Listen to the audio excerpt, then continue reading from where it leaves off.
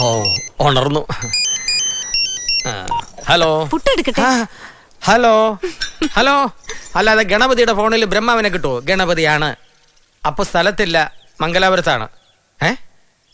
ലീല കോളനിലോ? അടിച്ചു പൊളിക്കടാ. ഞങ്ങൾ കുറെ പാവങ്ങൾ വീടും കുടുംബമായിട്ട് കഴിയുന്ന ഈ കോളനിയിൽ ഇത് പൊളിക്കരുത്. ഇവിടെ താമസം പലരും ഒഴിഞ്ഞു പോകാൻ തയ്യാറാണല്ലോ. നിനക്ക് മാത്രം എന്താ? ഇവർക്കൊക്കെ ശിവേട്ടൻ കൈ നിറയെ കാശും കൊടുത്തല്ലോ. കുറച്ച് ആൾക്കാർ കരിങ്കാലിപ്പണി ചെയ്തൊന്നും കരുതി ഇത് ഞങ്ങൾക്ക് ഇഷ്ടമാണ് തന്നതാ. പപ്പ മുതലാളി അപ്പേട്ടൻ ഇവിടെ വിട്ട് ഞങ്ങൾ എവിടേക്കും പോവില്ല. കാശ് കിട്ടിയാൽ എന്താ ഒഴിഞ്ഞു പോയിക്കൂടെ? ഞങ്ങൾ എന്തായാലും ഒഴിഞ്ഞു പോകാൻ തീരുമാനിച്ചു കഴിഞ്ഞു. അതല്ല നന്ദിയില്ലാത്ത നായിഞ്ച മോനെ. നിന്റെ കെട്ടിയോക്ക് പ്രസവവേദന വന്ന് കടപ്പുറ ആസ്പത്രിയിൽ ഡോക്ടർമാര് തിരിഞ്ഞു നോക്കാതെ കടന്നപ്പം അവിടെ ഒരു അപ്പേട്ടൻ ഉണ്ടായിരുന്നുള്ളൂ. മനുഷ്യനായാൽ നന്ദി വരണം. ഇനിയും മുന്നോട്ട് വന്നാലുണ്ടല്ലോ ഞങ്ങളുടെയൊക്കെ നെഞ്ചത്തൂടെ വേണ്ടി വരും പോവാൻ. നിന്റെയൊക്കെ നെഞ്ചെന്താടാ? പാളയറോടോ? അതേടാ പാളയറോടാ. എന്താ കേട്ടിട്ട് പോണോ വാസോ? പൗലോസേ, അഭ്യാസത്തിൽ നിൽക്കാതെ മാറിക്കോ. വന്നെങ്കിൽ ഈ പണി തീർത്തിട്ടേ പോകൂ. ഞങ്ങള് മാറവിടുന്ന്.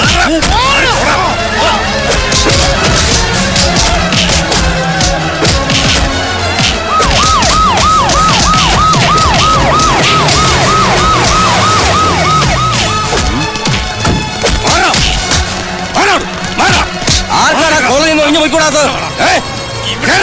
വിളിച്ച് കേരള കണ്ടികളെ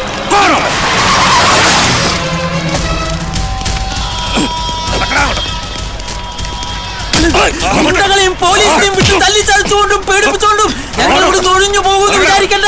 ഇതിനൊക്കെ അപ്പോഴോട് നീ സമാധാനം പറയേണ്ടി വരും. നോക്കിയോ വിളിച്ച് കേരള വണ്ടിയിൽ ഒളിച്ചു മാറ്റ.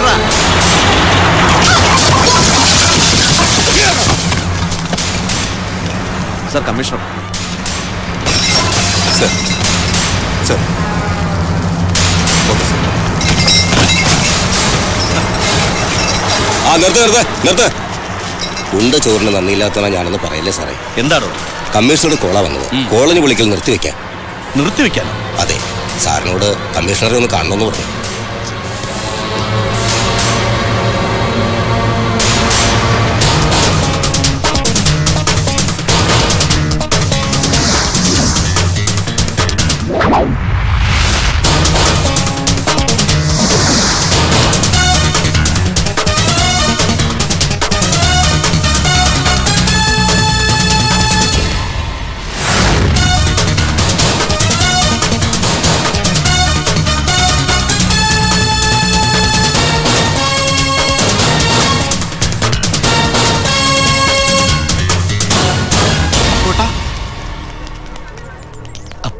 അപ്പോട്ടാ, നമ്മുടെ ആൾക്കാരെ പോലീസുകാര്. അപ്പോട്ടാ, ഞങ്ങളുടെ വീടും കുടിയും. ദൈവം കാവലുണ്ട്. പുതിയ ആളാ. ലീല ഗ്രൂപ്പിലെ അപ്പു, പപ്പം മുതലാളിയുടെ മൂത്ത മകൻ. ഞാൻ അപ്പു. വന്നത് പരാതി വല്ലതും ആണെങ്കിൽ ഒരു വർഷം വെള്ളക്കടലാസിൽ എഴുതി തന്നാ മതി. അങ്ങനെ എഴുതി അവതരിപ്പിക്കാൻ മാത്രമുള്ള പരാതിയൊന്നും ഇല്ലല്ലോ. എന്നാ പോവാ. ഇങ്ങ് വേടാ പോവാ. അവരെ ഞാൻ അവിടെ കൊണ്ടുവന്നത്. നിങ്ങൾ കൊണ്ടുവന്നുകൊണ്ടാണല്ലോ വിളിച്ചോണ്ട് പോവാൻ ഞാൻ വന്നത്. ക്രിമിനലുകളെ പോലീസ് പിടിച്ചോണ്ട് വന്നാ പുറകെ താമെന്ന് തിരിച്ചങ്ങ് ഒലത്തിക്കൊണ്ട് പോവോ?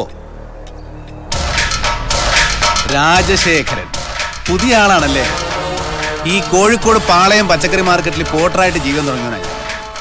ഒലത്തുക പുളുത്തുക എന്നൊക്കെ ഉള്ള 4-ാം തരം പോലീസ് സ്ത്രീയെങ്ങാനും വായിന്ന് വീണ. എനിക്ക് 14-ാം തരം നല്ല അസൽ അവിയൽ തെറിവരിയെ അതിലെല്ലാം ഉണ്ടാവേ. ഇറച്ചിയും മീനും പച്ചക്കറിയും ഇന്നലെ മുഴുത്ത പഴങ്ങളും ഒക്കെ. ഒരു പോട്ടർ പോലീസ് തെറിവിളി മത്സരത്തിന് വന്നതല്ല ഞാനിവിടെ. ഇവരെ കൊണ്ടുപോകാനാ. അത് ഞാൻ കൊണ്ടുപോയിരിക്കും. കസ്റ്റഡിയിലെടുത്ത് അക്രമികൾ ഇറക്കിക്കൊണ്ടു പോകാനോ? എന്നാ എനിക്കൊന്ന് കാണണം. കസ്റ്റഡിയിലെടുത്തോ? ആരെ? അപ്പൊ മറ്റവന്മാരെന്താ എടുത്തിട്ട് പൊങ്ങിയില്ലേ സാറിന്? ഗുണ്ടായുസത്തിന്റെ ബലത്തിൽ ലീലാ കോളനി പൊളിച്ചു നീക്കാമെന്ന അക്രമികള് യോഗ്യന്മാർ. അവരവരുടെ കിടപ്പാടം നഷ്ടപ്പെടാതിരിക്കാൻ വേണ്ടി എതിർത്ത് നിന്ന പാവങ്ങള് അക്രമികൾ. നന്നായിന്റെ അക്രമികൾക്ക് ആശുപത്രി ചികിത്സ അരുതെന്ന് പറഞ്ഞ് കരഞ്ഞ പാവങ്ങൾ അമ്മായിമ്മയുടെ വീട്ടിൽ കസ്റ്റഡിയിൽ. ശിവന്റെ കാശ് വാങ്ങി പോക്കറ്റിലിട്ട് കളിക്കാൻ നിൽക്കില്ല മാഷേ. 8-ാം ക്ലാസ്സിൽ വിദ്യാഭ്യാസം നിർത്തി ചുമടെടുക്കാൻ തുടങ്ങിയാനിഷ്ട. ഇംഗ്ലീഷ് ഒന്നും ഈ ചെവിയിൽ അങ്ങനെ സൈസാവൂല, കേറൂല. നിർബന്ധാച്ചാ വീട്ടിൽ പെണ്ണുങ്ങൾ പഠിച്ചാണെങ്കിൽ അവിടെ ഒന്ന് സൈസാക്കി നോക്ക്, ചിലപ്പോ കേറും. ഇംഗ്ലീഷേ അധിക പ്രസംഗം വേണ്ട. ഇത് പോലീസ് സ്റ്റേഷനാ. സാർ എത്ര കാലമായി കസബ പോലീസ് സ്റ്റേഷൻ കാണാൻ തുടങ്ങിയിട്ട്? ഈ അടുത്ത കാലം മുതലല്ലേ? 10-17 വയസ്സ് മുതൽ ഞാൻ കയറി ഇറങ്ങാൻ തുടങ്ങിയതാ. പോലീസുകാരത് അടിപിടിക്കാനല്ല, അധിക പ്രസംഗം, അടിപിടി, അക്രമം, കത്തിക്കുത്ത് മുതലായ കേസുകളിൽ പെട്ടിട്ട് നിങ്ങളെ പോലെയുള്ള ഒരു പെടുത്തിയിട്ട്. പിന്നെ അടുത്ത കാലം മുതൽ ഇവർക്കൊക്കെ വേണ്ടിട്ട്. മിസ്റ്റർ, നിങ്ങൾ ഈ കാണിക്കുന്ന പോക്രിത്തരത്തിന്റെ ഗൗരവം പിന്നെ മനസ്സിലാവും. അറിയാം. ഇപ്പൊ ഇത് എന്റെ കണക്കിൽ വെച്ചേക്ക്. ഇതിൽ നിന്നുണ്ടാകുന്ന കൊടക്കടി ഞാൻ സഹിച്ചു. സമി, ആ കടലാസങ്ങൾ കൊടുത്തേ. നേരായ വഴിക്ക് ഇവരെ ഇറക്കിക്കൊണ്ടു പോകാനാ ഞാൻ വന്നത്. അതിനെതിരെ നിന്നാ നമ്മൾ രണ്ടാളും സൂയിപ്പിലാവും. എന്തിനു വെറുതെ കച്ചറ? ഹലോ ഹലോ ഉണ്ടല്ലോ, കൊടുക്കാം. കമ്മീഷണർ രവിശങ്കർ. നമസ്കാരം സാർ. ശിവനോ? അവൻ അവിടെ തന്നെ ഉണ്ടാവുമെങ്കിൽ ഞാൻ വരാം. ശരി സാർ. നിങ്ങളുടെ അച്ഛമ്മ ഒരുമിച്ച് ബിസിനസ് ചെയ്യുന്ന കാലത്ത് വാങ്ങിയ സ്ഥലം, അതിൽ ഇവരുടെ വിഹിതം അവിടുത്തെ പാവങ്ങൾക്ക് ഇഷ്ടദാനം നൽകി. അതൊരു വലിയ കാര്യമല്ലേ മിസ്റ്റർ ശിവൻ? ആയിക്കോട്ടെ, പക്ഷേ എനിക്ക് അവകാശപ്പെട്ട എന്റെ സ്ഥലത്ത് എനിക്ക് കൺസ്ട്രക്ഷൻ തുടങ്ങണം. ആ കോളനിയുടെ പുറകെ ഞാൻ എന്ത് ചെയ്തിട്ടുണ്ടാ? ഞങ്ങളുടെ ലാൻഡിലേക്കുള്ള വഴി മുടക്കിയാണ് ആ തെണ്ടി കോളനി അവിടെ ഇരിക്കുന്നത്. തെണ്ടി കോളനി അല്ല, ലീല കോളനി. അതവിടുന്ന് മാറ്റാൻ എന്തും ഞാൻ ചെയ്യും. കണ്ടല്ലോ വമ്പത്തരം. മാന്യായിട്ട് പ്രശ്നങ്ങൾ പറഞ്ഞു തീർക്കാൻ നിങ്ങൾ പറഞ്ഞുകൊണ്ടാണ് ഞാൻ വന്നത്. അല്ലാതെ കണ്ണി കണ്ടിടത്തൊക്കെ ഞങ്ങളുടെ കുടുംബത്തെ അച്ഛനെയും പുലിയായിട്ട് പറഞ്ഞു നടക്കുന്ന ഇവരുമായിട്ട് വർത്തമാനത്തിരിക്കാൻ മാത്രം മണ്ടനല്ല ഞാൻ. ഇതങ്ങനെ പറഞ്ഞു തീരെയില്ല.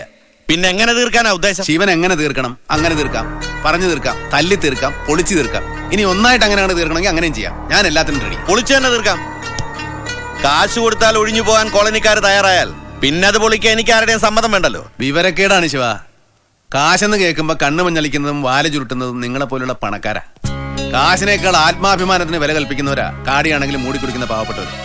പട്ടിണിയും പരിവട്ടവും അനുഭവിച്ച് നടന്ന കാലത്ത് അവിടെ ഒരു കൂരപ്പുരയിൽ ഞാനും എന്റെ അച്ഛനും അമ്മയും കൂടെ താമസിച്ചു. ഞങ്ങൾ ആ സ്ഥലം അവർക്ക് ഇഷ്ടദാനം കൊടുത്തപ്പോ അവരെന്റെ അമ്മയുടെ പേരാ ആ കോളനിക്ക് വിളിച്ചത്. അത് ആ പേരിൽ അവിടെ തന്നെ കാണും. ശിവനൊരു കാര്യം ചെയ്യും, നിങ്ങൾ ആ സ്ഥലം വിൽക്കാൻ തീരുമാനിക്കും. പൊന്നുമലയ്ക്ക് ഞാൻ എടുത്തോളാം. പൊന്നുമലയ്ക്ക്. ഞങ്ങൾ എന്നും വിൽക്കേണ്ടവരും നഷ്ടപ്പെടേണ്ടവരും, ലീലാ ഗ്രൂപ്പ് എന്നും വാങ്ങുന്നവരും നേടുന്നവരും ഒരു തരിമണ്ണി ഞാൻ വിട്ടുതരില്ല. അവിടെ ഞാൻ ഉദ്ദേശിച്ചത് നടക്കും, നടത്തിയിരിക്കും. സാറ് തരുന്ന ഉറപ്പിൽ വേണം എനിക്ക് ഇവിടെ നിന്ന് ഇറങ്ങാൻ. കാര്യങ്ങൾ ഞാൻ ഒന്നുകൂടെ പഠിക്കട്ടെ, എന്നിട്ട് വിളിക്കാം. അതുവരെ അവിടെ മറ്റു നടപടികൾക്കൊന്നും അനുവദിക്കില്ല. പോരെ? ശിവ, പഴയ കല്ലായി പാലത്തിന് 100-200 കൊല്ലം പഴക്കണ്ടെന്ന് കേട്ടിട്ടുണ്ട്. പക്ഷേ 200 വയസ്സുള്ളവരാരും ആ പാലത്തിന്റെ മേലെ കൂടെ നടന്നതായി കേട്ടിട്ടില്ല. ഭൂമിയോടും സ്വത്തിനോടുമുള്ള ആക്രാന്തം മൂത്ത് എന്റെ അമ്മന്റെ പേരിൽ ആ മണ്ണിലെങ്ങാനും ഗുണ്ടായിസം കാണിക്കാൻ വന്ന അമ്മയാണ് ഞാൻ ഇറങ്ങേ കളിക്കുകയും ചെയ്യും. ആ കളി കാര്യം.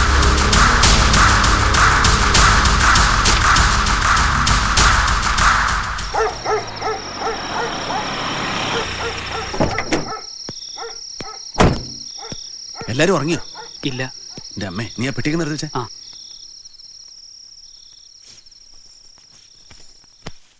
അല്ല, നീ ഉറങ്ങിയില്ലേ? ഉറങ്ങിയ ആൾ ഇങ്ങനെ നിന്ന് തുണി മടപ്പോ? മക്കൾ ഉറങ്ങിയോ? നിങ്ങൾ ഉറങ്ങിയ ആൾക്കാരുടെ സെൻസസ് എടുക്കാൻ ഇറങ്ങിയതാ ഈ നട്ടപ്പാതിരിക്ക്? ചോദിച്ചു പോയതല്ലേ പൊന്നാരെ. മക്കൾക്ക് ലോകകാര്യങ്ങളൊന്നും നോക്കാനില്ലല്ലോ. അച്ഛനെ നോക്കിയിരുന്നു, മടുത്തപ്പോ ഉറങ്ങി. കോഴിക്കോട്ടങ്ങാടിയിൽ ഇന്ന് രാവിലെ എത്തിയെന്നാണല്ലോ അറിവ്. എന്തൊക്കെ കഴിഞ്ഞിട്ടാണാവോ ഈ എഴുന്നള്ളത്ത്? അതെ, താനൂർക്ക് ചക്ക തിന്നാൻ ചെന്നപ്പോ ചക്കയെല്ലാം തമ്പാനൂർക്ക് പോയിന്ന് കേട്ടു. തമ്പാനൂർ ചെന്നപ്പോ ചക്ക മാവിലാ കായ്ക്കുന്നു. മാവിലുണ്ടായ ചക്ക തിന്നാൻ പറ്റുമെന്ന് മാവിലായി ചെന്ന് കാർന്നോമാരോട് ചോദിച്ചപ്പോ കാർന്നോമാര് പറഞ്ഞു ഞങ്ങൾ ഈ നാട്ടുകാരല്ലേ. അപ്പോട്ട് അങ്ങോട്ട് പോന്നു. വന്നോലോ. ഇന്ന് കുറച്ച് ചക്ക തിന്നും. അകത്തൊരു മാവിലായിക്കാരൻ കാരണവരെ കാത്തിരിക്കുന്നുണ്ട്. സുപ്രീം കോടതി കോപിച്ചിട്ടാ? നീയും കൂടെ വാ, ജാമ്യം എടുക്കാൻ ഒരാളുള്ള നല്ലതാ. ഞാൻ ഈ നാട്ടുകാരത്തി അല്ലേ? മാവിലായിക്കാരി? അതെ.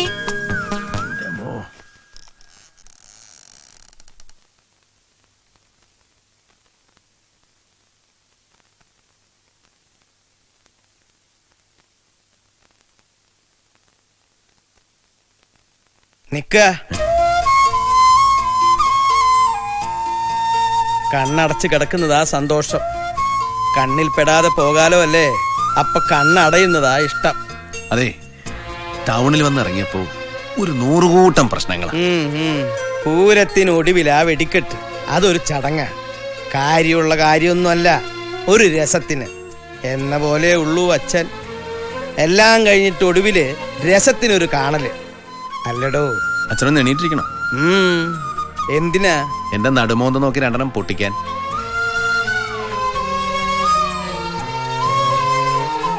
അല്ല, അതാ ഈ ചങ്കു കുത്തിക്കീർന്ന വർത്തമാനത്തെക്കാളും നല്ലതേ. അല്ലടോ, എനിക്കൊരു സംശയം. ഈ രാത്രിയിലോ? അല്ലാതെ പകല് സംശയിക്കാൻ നിന്നെ കിട്ടിയിട്ട് വേണ്ടേ? സംശയം എന്താന്ന് പറഞ്ഞില്ല. നിനക്ക് ഉത്തരവാദിത്വം കൂടി കൂടി ഒരു അന്തം കിട്ടാതാവുന്നുണ്ടോ? വല്ലതും കഴിച്ചോ? അല്ല, ഇന്ന് രാത്രി അച്ഛന്റെ ഭക്ഷണം ഞാനാണോന്ന് അറിയാനാ. എടോ, ഞാൻ കാര്യമായിട്ട് പറയാ. ഇനിയെങ്കിലും നീ നിന്റെ ഈ നാട്ടുകാര്യങ്ങളൊക്കെ ഒന്ന് കുറയ്ക്കുക. അതൊക്കെ ഏൽപ്പിക്കാൻ 100 ആളുണ്ടല്ലോ നമുക്ക്. അതായത് ഞാൻ വിളിച്ച വിളിയേക്കുന്ന സ്ഥലത്ത് ഉണ്ടാവണം നീ, അത്ര തന്നെ. ചെന്ന് വല്ലതും കഴിച്ച് കിടക്കാൻ നോക്ക്. നിറഞ്ഞല്ലോ. പോടാ.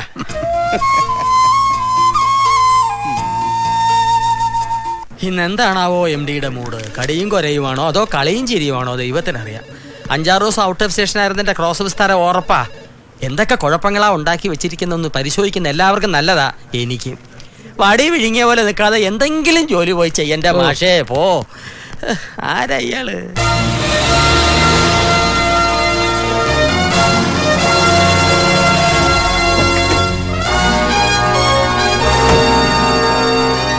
ആരാടാ നിന്റെ മോനെ സ്കൂളിൽ ചേർത്തോ? ചേർത്തോ പോട്ടാ. ആയിക്കോട്ടെ. Good morning sir. ആ, good morning sir. Good morning sir. നമസ്കാരം സർ. Good morning sir. രക്ഷപ്പെട്ടു. അല്ല. ആ സൂപ്പർവൈസർ മുരുകനെ ഒന്ന് വിളിക്കേ. ഓ, മുരുകൻ ഒന്നിങ്ങോട്ട് വരിക.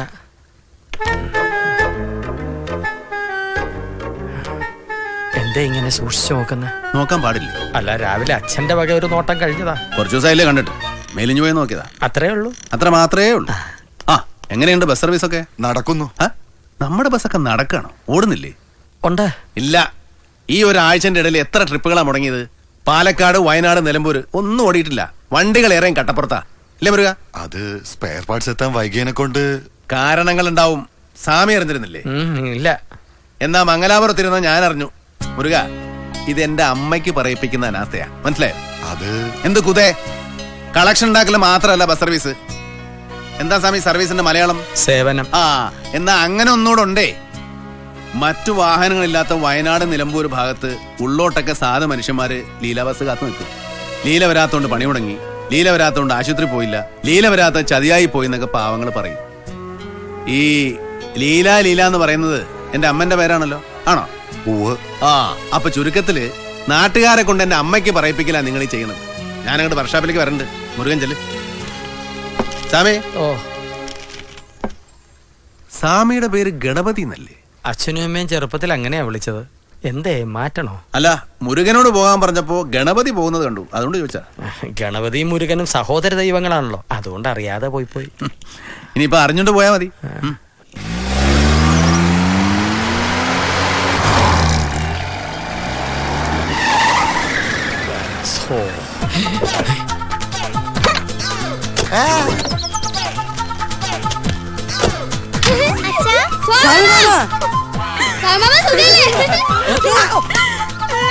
മോളെ, ഇന്നെന്താ പ്രശ്നം? ഈശ്വര, കാര്യങ്ങൾ അത്രടം വരെ എത്തിയോ? കീരിക്ക് പുറകെ ചെങ്കീരി എന്ന് പറഞ്ഞ പോലെ താനും ഇങ്ങെത്തിയോ? അല്ല ചിത്രഭാനു, അഡ്വക്കേറ്റ് ചിത്രഭാനു. അഡ്വക്കേറ്റ് ചിത്രഭാനു. അറിയാത്തോണ്ട് ചോദിക്കുക. അറിയാത്തതല്ലേ ചോദിക്കൂ. പോയിന്റ്. ഇപ്രാവശ്യം ആരാരെയാ സംശയിച്ചത്? പറയേണ്ട അടുത്ത് ഞാൻ പറഞ്ഞോളാം. താൻ ടൂറിസ്റ്റ് ടാക്സിക്ക് കാശ് കൊടുക്കും. ഗണപതി എത്തി. എന്താ നിങ്ങളുടെ പുതിയ പ്രശ്നം? എത്തി. വിളിച്ചോ? വിളിച്ചുപോയി.